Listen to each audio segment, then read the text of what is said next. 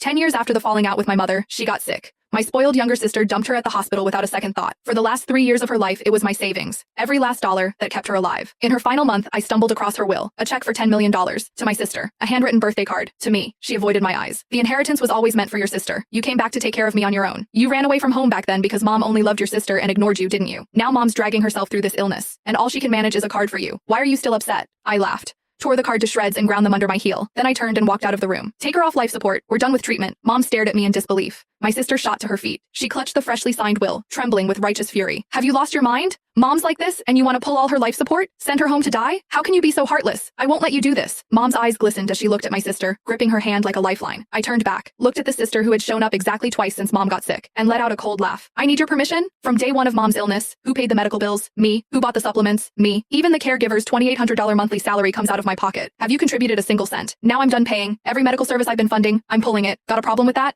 My sister choked. Then her eyes reddened. No, I can't watch mom suffer. You can't do this. Fine, I won't. I made a sweeping after you gesture. This room plus all the medical equipment runs $30,000 a month. You cover it, and mom stays. Go ahead.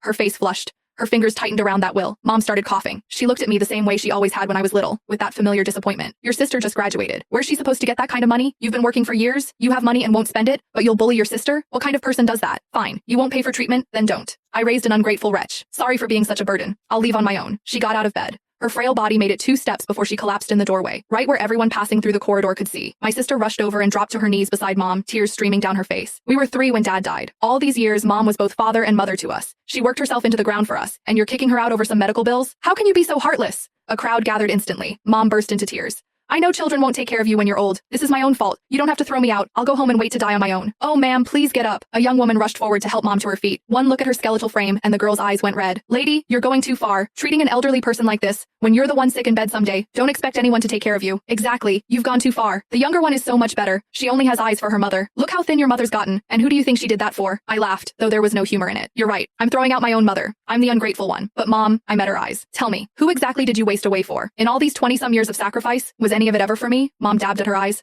How can you say that? If I wasn't doing it for you, who else would it be for? Liar. A bitter smile twisted my lips. When I was 18, Susan claimed I hit her. You didn't ask for my side. You just slapped me across the face. 10 times. When I said I was leaving, you know what you told me? I let the words hang. You said if I had the guts, I could die out there for all you cared. You said Susan was the only daughter you needed. The color drained from mom's face. Susan stepped forward, panic flickering in her eyes. Trudy, you don't get to speak. I cut her off. Susan Simmons, I'm not going to dig up every time you framed me, but right now, you have zero right to call me unfilial. The only thing you did when mom got sick was make a phone call. That's it. For 3 years. 3 years. Who was here? Who took care of her? Did you spend a single dollar? Lift a single finger? Did you drain your savings down to nothing for her? Susan looked away. I laughed coldly.